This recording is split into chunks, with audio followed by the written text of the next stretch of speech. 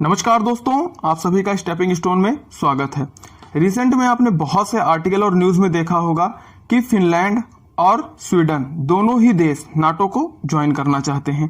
साथ ही साथ इसकी प्रतिक्रिया में रसिया ने स्टेटमेंट दिया है कि ये रसिया के लिए एक थ्रेट है और रसिया इसके अगेंस्ट प्रॉपर एक्शन लेगा। आज के टॉपिक में बेसिकली हम डिस्कस करेंगे कि फिनलैंड जो कि अभी तक एक न्यूट्रलिटी के स्टेटस को मेंटेन करके रखा था, आखिर वो नाटो को क्यों ज्वाइन करना चाहता है। साथ ही साथ जो रसिया है उसको इससे क्या थ्रेट है, इसके बारे में कंप्लीट एनालिसिस करेंगे। स्टार्ट करते हैं।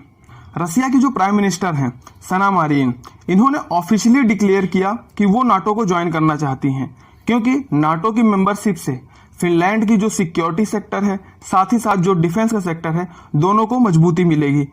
और साथ में जो फिनलैंड के प्रेसिडेंट हैं निनिस्तो, इन्होंने भी कंट्री से अर्ज किया है कि हमें नाटो की मेंबरशिप के लिए जल्द से जल्द अप्लाई कर देना चाहिए विदाउट एनी डिले। अब बात करते हैं कि आखिर फिनलैंड नाटो को ज्वाइन क्यों करना चाहता है, इसके पीछे क्या कारण है। जब सेकेंड वर्ल्ड वॉर समाप्त हुआ तो उसके बाद जो है एक कोल्ड वॉर का एरा चालू हो गया था, जिसमें एक तरफ पूरा अलायंस बना अमेरिका के अंडर में और दूसरी तरफ पूरा अलायंस बना था यूएसएसआर के अलायंस में।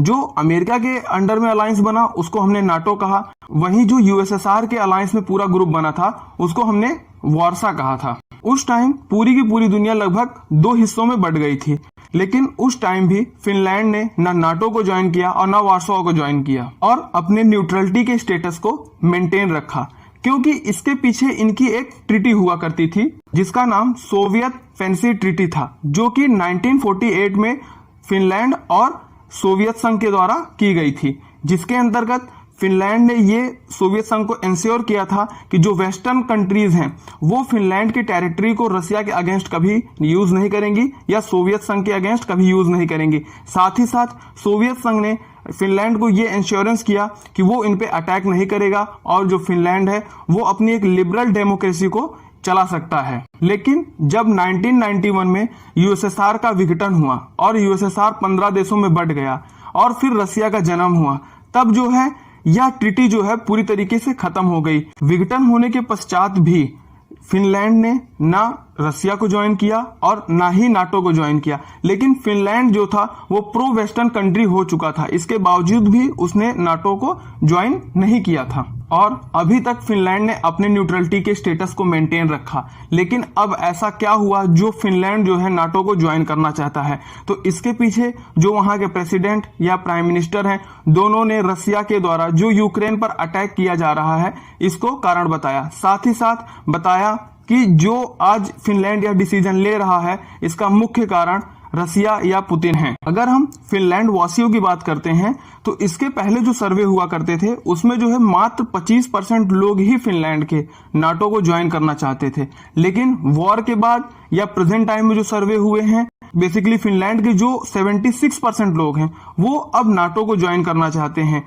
वो चाहते हैं कि अगर हम नाटो को ज्वाइन करेंगे तो इससे उनके देश की जो सुरक्षा है और जो रक्षा प्रणाली है उसको काफी हद तक मजबूती मिलेगी और वो रसिया को काउंटर कर सकेंगे। वहीं फिनलैंड के लिए ये डिसीजन काफी हिस्टोरिक है और काफी इंपॉर्टेंट है, क्योंकि एक लंबे अरसे के बाद 1945 के बाद फिनलैंड ने अपने न्यूट्रलिटी के स्टेटस को मेंटेन रखा अभी तक और अब वो नाटो को ज्वाइन करना चाहता है। तो क्या फिनलैंड इसके लिए तैयार है? तो उसका आंसर है हाँ, क्योंकि इस पूरे के पूरे न्यूट्रलिटी के स्टेटस को मेंटेन करते हुए फिनलैंड ने जो फिनलैंड की कैपिटल है वहां पर एक अंडरग्राउंड पूरी की पूरी सिटी ही बना के रखी है, जो कि न्यूक्लियर वेपन को या न्यूक्लियर वॉरफेयर तक को झेलने में सक्षम है, जहां पर 9 लाख लोगों को ये शेल्टर दे सकता है। उसके अंदर आपको घर मिलेगा, पूल्स मिलेंगे, पूरे स्पोर्ट्स क्लब मिलेंगे, सब कुछ वहां पर व्यवस्थाएं हैं जो कि इस प्रकार से बनाया गया है कि वॉर को झेल सकता है। इससे प्रतीत होता है कि जो फिनलैंड है वो नाटो को ज्वाइन करने के रिगार्डिंग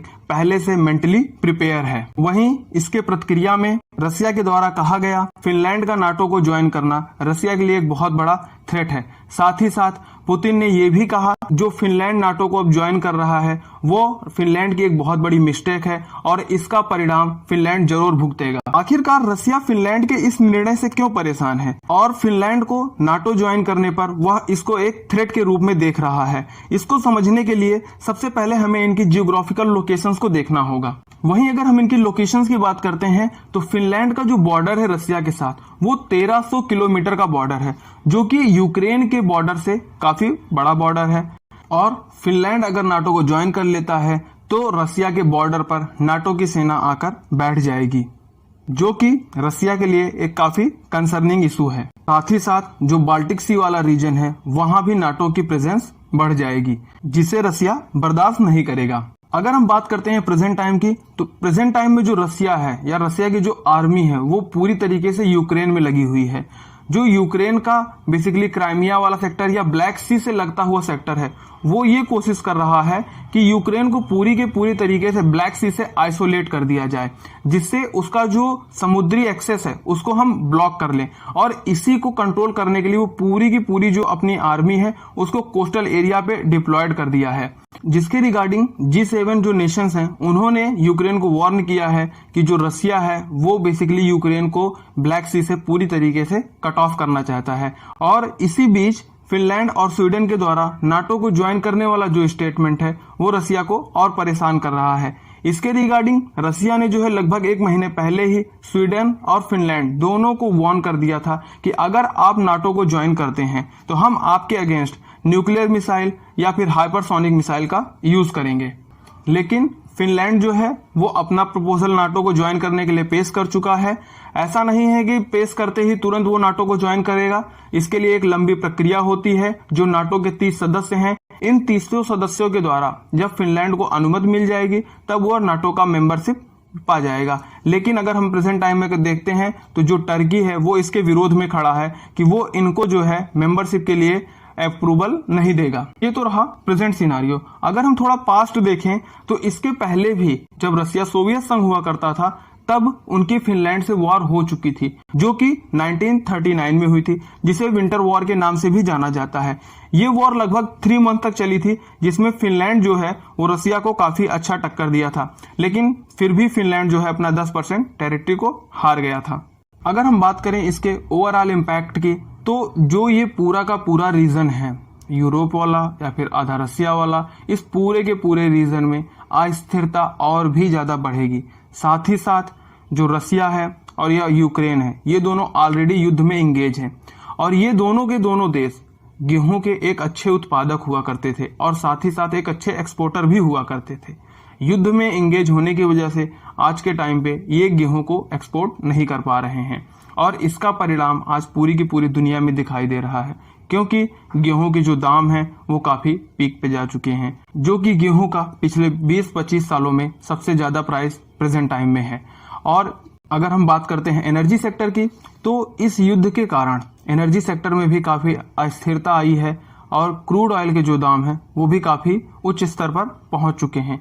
ये तो सारी बातें रही फिनलैंड के द्वारा नाटो को ज्वाइन करने के बारे में या इसके परिणाम स्वरूप क्या हो सकता है और प्रेजेंट टाइम में इसका क्या इम्पैक्ट पड़ रहा है या क्या पड़ेगा। इस टॉपिक के रिगार्डिंग आपकी क्या राय है? क्या फिनलैंड को नाटो ज्वाइन करना चाहिए या नहीं ज्वाइन करना चाहिए? आप अपनी राय को हमारे कमेंट सेक्शन में जरूर लिख के बताएं। धन्यवाद।